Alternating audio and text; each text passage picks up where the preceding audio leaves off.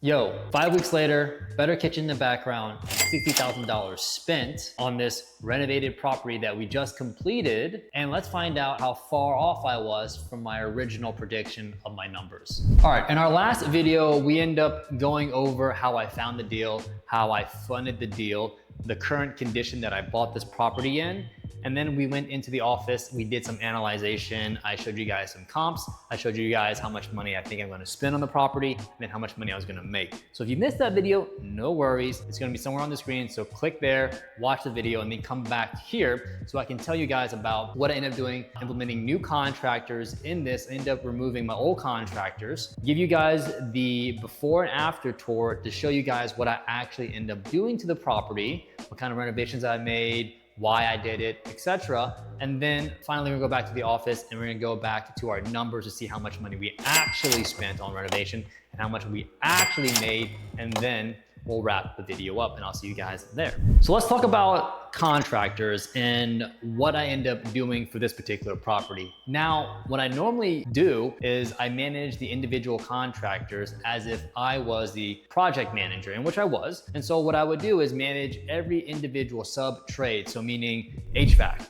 plumbers, electricians, drywall, flooring, foundation, crawl space, you name it, right? I would contact individuals, get a quote for the property, then schedule timing for them to come into the property to do work. Now, that's a lot of work and a lot of management. I recommend this particular skill set and doing this in your first couple of times, maybe your first 10, just so you are aware of the process and what you need to do on each stage of the renovation. Now, this would have taken me probably 2 months, maybe 2.5 months to complete by just doing my old process, which is not bad, but it does eat away at your holding costs, just your costs in general by just renovating the property, right? Now, I end up doing the other route, which is hiring a general contractor that has all of those trades under one person, so I communicate with one person instead of many people, which cut out a lot of time saving for me. So that helped me out as far as reducing waste, time, anything else in between, so I can focus on doing things that were better use of my time. Now, it does come with a higher cost, but that's okay. As long as I'm able to make up on the back end, meaning if he finishes up within the first few weeks and I can put it on the market, that's just speed to market, which helps me out to realize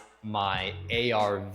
Now, I think what I did was actually a great experiment because my general contractor was able to complete this renovation within 4 weeks and did about $50,000 worth of work. That is quick. And I was able to get on the market within 5 weeks of this being complete. And I was able to get a couple of offers during that time. So I'll catch you guys up to speed on that later in the video. But first, let's actually take a look and take a tour of the before and afters. I'm gonna walk you guys the exterior and to the interior of the property so you guys can see all the renovations that my GC did. So let's go there now. All right, exterior tour, guys. We got exterior new shutters. Then we added a brand new roof across the whole house. And then we have these handrails in the front. And then we added a brand new concrete block here and added brand new shutters over there too as well. We added a mulch bed and some flowers right here, and then we also mortared a lot of the brick, and then we painted a new brand new door. Let's go to the back.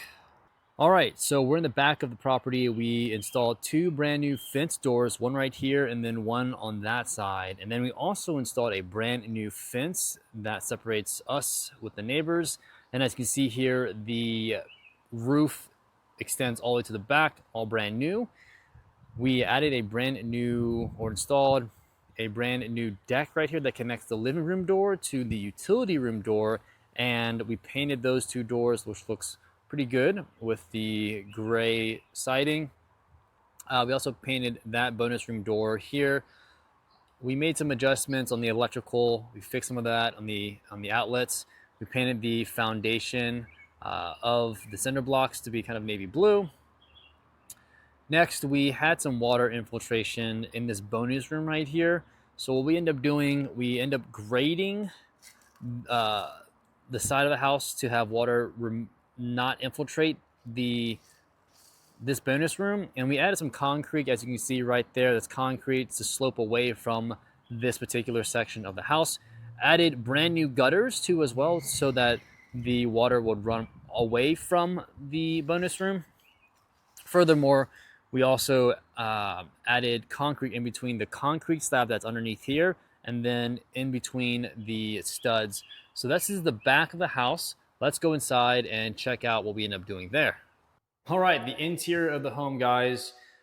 We did a lot here. We added brand new LVP flooring throughout the whole house. And as you can see here, it's a night and day difference. Painted the walls, as you guys can clearly see. We added a structural LVL beam here that actually is installed correctly versus the first time from the previous owners. We added recessed lights in here, added 4 in this little living room area, and then we added 2 right here near the foyer. And then coming into the additional living space area, we painted the fireplace, and then we added 4 recessed lights. And then coming into the kitchen, as you can clearly see, it's completely different night and day. We removed all of the kitchen cabinets that were here before.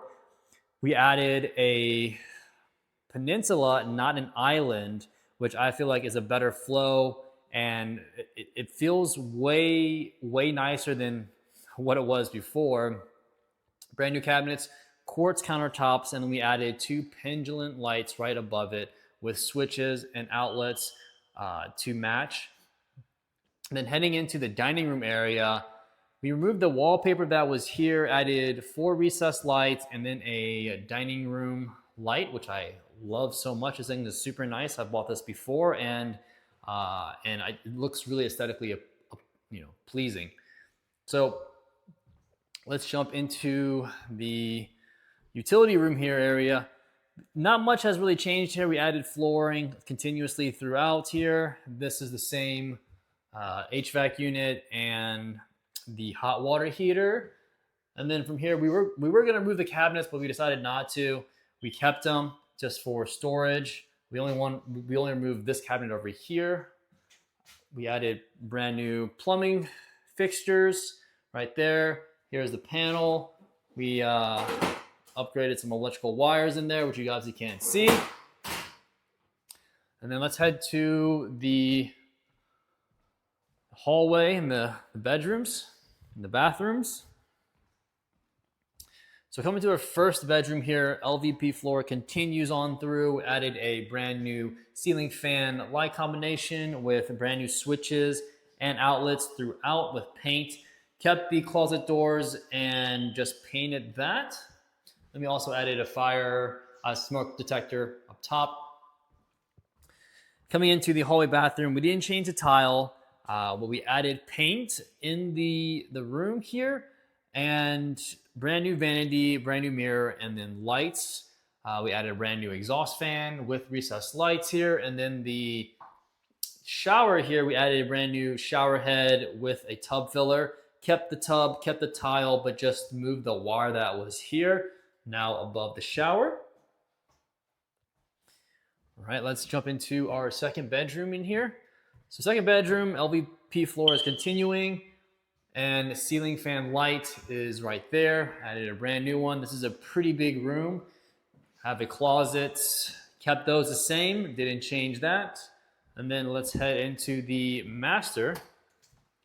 So in the master here, added 4 recessed lights and then a ceiling fan, LVP floors going throughout, and then we added, let's see, the closet doors are the same. We actually moved this HVAC unit, HVAC register that was right here, a little bit over so it wasn't blocking the walkways. So now the master bathroom, we completely redid. We had a brand new tile on the floors, brand new tile showers, and the brand new vanity with the mirror and the light, new toilet, and then new fixtures just all around in here, which looks really good, actually, honestly speaking. So I love it. Super clean, minimal look, and I mean, it's aesthetically pleasing. In the bonus room here, we added these brand new stairs that weren't here before. It was just a big drop off. right? And then LVP floor continued in this bonus room, and then we added brand new recessed lights. And this is the room that had infiltration, it had like mold all the way around the walls here. So we had to make sure that that was not the case before selling the property. And so what we ended up doing, like I said before, was just cutting out the drywall here, making sure that everything was good, and we waterproofed it and made sure that no water will infiltrate it. But that is it for the tour, guys. Let's go back to the rest of the video. All right, guys, hope you guys enjoyed the tour. Let's actually jump into the office, and I'm gonna give you guys the breakdown of the numbers. All right, welcome to the office, guys. I'm gonna be giving you guys the breakdown for this property. So from left to right, I'll have the loan details here. As you can clearly see, we have a loan of $230,000 at 10%, and we have a 3-month time hold horizon, which was about $10,500 in interest for the first lien position. Second lien position, we borrowed $50,000 to gap us and then also to fund the renovation. That's how much we thought it was going to cost for the rehab. So that's at 14% at 2 points. We ended up paying that lender right around $52,000. Next, we have our total repair cost. This includes everything you'll see here shortly, but that was $71,400 roughly. And I came out of pocket personally right under $12,000. We ended up selling this property for $324,000, which I was off by $11,000. And then this is our general fee for listing the property, and then photos. This is an arbitrary holding cost selling cost, $2,500. This is our total debt stack, guys. These numbers are kind of confusing here, so I'll kind of go over it line by line. This is our total debt. This includes the first and second lien position. We had our out-of-pocket expense, which is mine, and then we had our this is all projected gross profits, right? And then net profits was that, but really in reality it was more like this, okay? And this is the actual HUD statement. I will show the HUD statement here shortly towards the end of this this presentation here. So we had a gross of $76,000. Then we had, after paying second lien position, it was $24,000 right here. This is all added up. And then we have a net of $6,700. That's why you get the 50-50 split of JV, right? So to break it down, I had out-of-pocket expense up here. My partner had out-of-pocket expense right here from the previous property that we did together. And this is basically the sum of the out-of-pocket expense. And then this was my payout, was $15,000. And then this was his payout, my partner. And then we have a total of $76,000, which adds up to the gross profit for the HUD statement, which I'll show here very, very shortly. Next, we have our cost. I want to break down everything that you guys want to know about this particular property here. We have our loan amount that we had from our first lien position when we closed. Then we have his father-in-law's loan, and then we have our services. Services are what I consider dumpsters, pest control, listing, broker agreements, and photos. And then showing time is basically an app that allows you to show the property on an app, basically. We have materials. We end up spending $12,126 for materials, and then labor we have $53,646.22. That's quite a bit. And then we have our holding costs is only $4,116, which is very low, by the way, guys. Only made 2 interest payments, which is freaking phenomenal. So that was our general cost, which isn't that bad. Total of everything you see here is $71,413 and some change. Now, let's go into the HUD statement. So I'll show you guys the actual HUD statement, because I don't know if people do that or not. So this is the HUD statement, guys. This is the property address right here, 3619 Pershire Lane in Colonial Heights. The settlement date was May 29th. So this is the buyer side, this is the seller side. Interesting enough, the buyer did a reverse 1031 exchange. So in this particular transaction, I actually learned what that was. So it's pretty neat. Look it up, guys. It's very, very interesting in regards to how you can do a reversal of a 1031 exchange. So selling price is $324, and here is the breakdown proceeds between what I get and what my partner gets. He has funds that he needs to pay back his second lien position lender. That's why he got more in this particular scenario.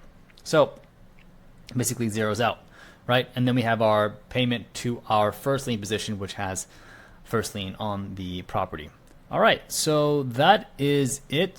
That is the numbers, guys, the transparency, the full breakdown of what I end up going over. I actually have a buy box that I would love for you guys to check out. It's in the description below. We'll love to do a deal with you. If you have a deal in the area that I'm investing in, we'll love to pay your wholesale assignment fee, whatever it is. If you guys actually want to learn this business, this fix and flip business, I teach this on a weekly basis in my community where I provide a bunch of resources that I wish I had when I first started.